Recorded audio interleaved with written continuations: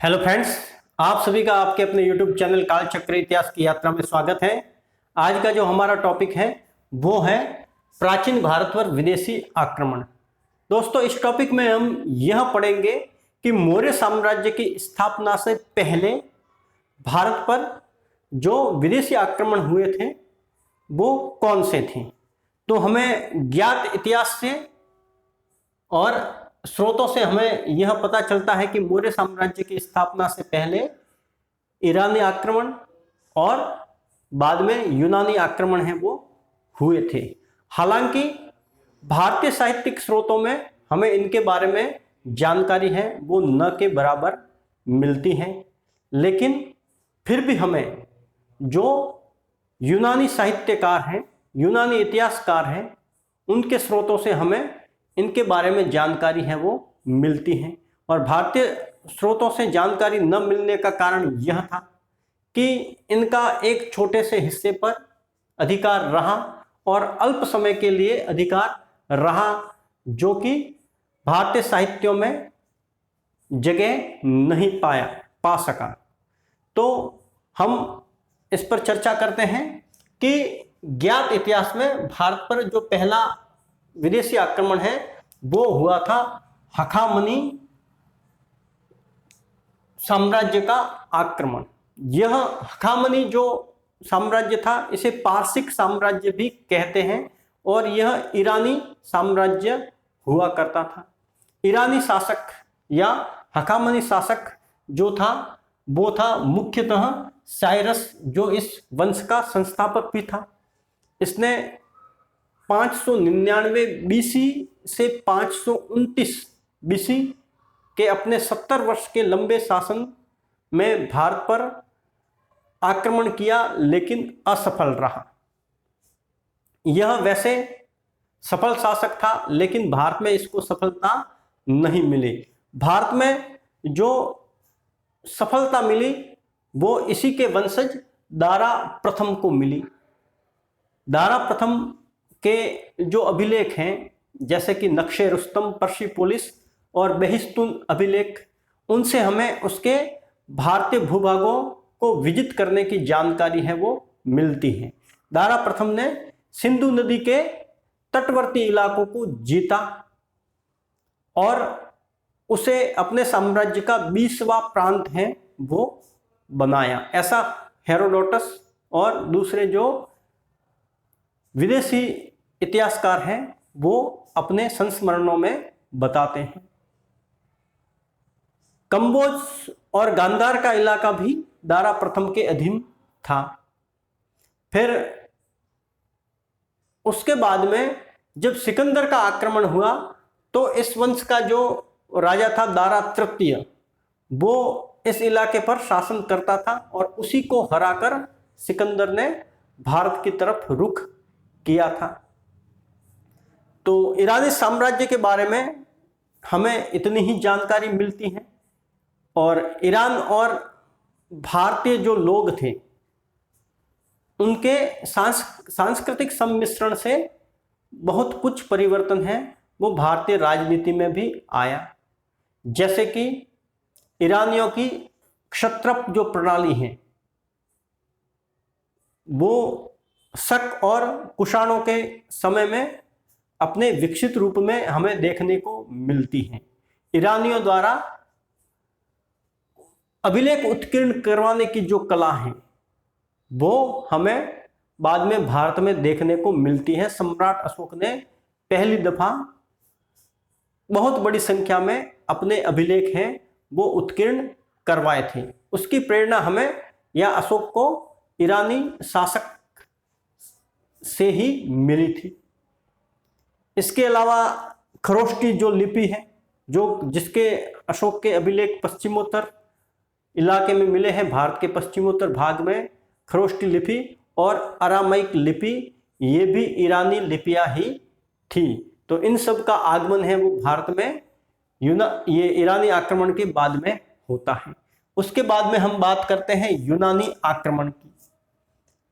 मौर्य साम्राज्य की स्थापना से बिल्कुल पहले मकदूनिया, जिसको मैसिडोनिया भी कहा जाता है, ग्रीस का एक शासक जिसको सिकंदर कहा जाता है भारतीय स्रोतों में, और वैसे अलेक्जेंडर द ग्रेट कहा जाता है, वो विश्व विजय की कामना लेकर भारत की तरफ बढ़ा।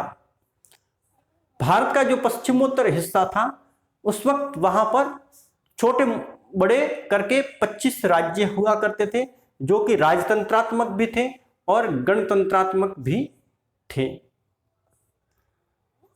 तो सिकंदर है वो भारतीय जमीन पर आया तो वहां उसका स्वागत है वो आम्बी ने, जो कि गांधार का राजा था, उसने अधीनता स्वीकार करके किया।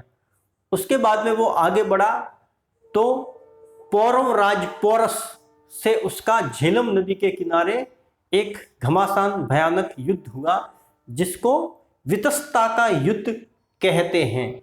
वितस्ता झेलम नदी का उस वक्त का नाम हुआ करता था, और यह युद्ध है वो 326 ईसा पूर्व या बीसी में हुआ था। इसको वितस्ता का युद्ध कहते हैं, और इसको हाइडेस्पिस का युद्ध भी कहा जाता है। हाइडेस्पिस का युद्ध भी कहा जाता है, और यह 326 ईसा पूर्व में हुआ था। सिकंदर कुल 19 महीने भारत में रुका। उसके सैनिक आगे बढ़ने को तैयार नहीं थे, वो युद्ध करते करते थक चुके थे। उनमें से बहुत सारे बीमार रहने लगे थे, बहुत सारे अपंग हो गए थे, बहुत सारों को अपने घर के सदस्यों की याद आ रही थी, और बहुत सारों को यह भी भय था कि आगे गंगा घाटी में एक बहुत बड़ा साम्राज्य है जिससे पार पाना नामुमकिन है, अर्थात उसको जीतना कतई संभव नहीं है, जो कि नंद वंश के शासकों का साम्राज्य हुआ करता था, जिसकी राजधानी पाटलिपुत्र थी। तो उसके बाद में 325 ईसा पूर्व में सिकंदर ने लौटने का निर्णय लिया, और वो यूनान की तरफ जा रहा था। तो 323 ईस्वी में उसकी तबीयत खराब होने के कारण सुसा नगर में उसकी मृत्यु हो गई। वो अपने पीछे अपने गवर्नर फिलिप को छोड़ गया था भारतीय भूभाग का राज्य करने के लिए, और वो जो उसे राज्य मिला वो अस्थिर ही मिला। तो सिकंदर था वो आंधी की तरफ आया और चला गया। उसका न तो भारतीय भूभागों पर स्थायी साम्राज्य स्थापित हो सका, न वो भारत में ज़्यादा ठहर सका, और न ही इससे यूनानी और भारतीयों में ज़्यादा संपर्क बने। लेकिन फिर भी भारतीय जो राजनीति है और समाज है वो यूनानियों के इस छोटे से संपर्क से भी बहुत सारी चीज़ें हैं वो उभर कर आई, और बाद में हिंद यूनानियों के वक्त है वो एक लंबा यूनानी संपर्क भारतीय समाज से बना।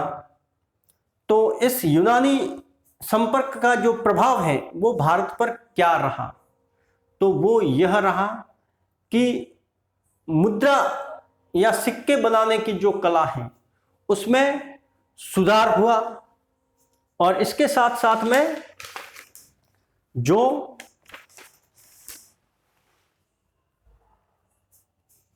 क्षत्रप प्रणाली है उसका भी विकास हुआ। आगे जाकर ज्योतिष वगैरह जो है उसको भी हम देखते हैं कि वो भी हमें यूनानियों से प्रभावित है वो लगता है। और इसका सबसे बड़ा जो प्रभाव था वो यह था कि यूनानियों की जो हेलेनिस्टिक कला थी उससे भारतीय कला का जो सम्मिश्रण हुआ, उसी से गांधार वाले इलाके में गांधार कला का विकास हुआ, जो कि कुषाण वंश और उसके काल के आसपास हमें एक विकसित रूप में देखने को मिलता है। आज का जो आपका टॉपिक है वो यही समाप्त होता है। धन्यवाद।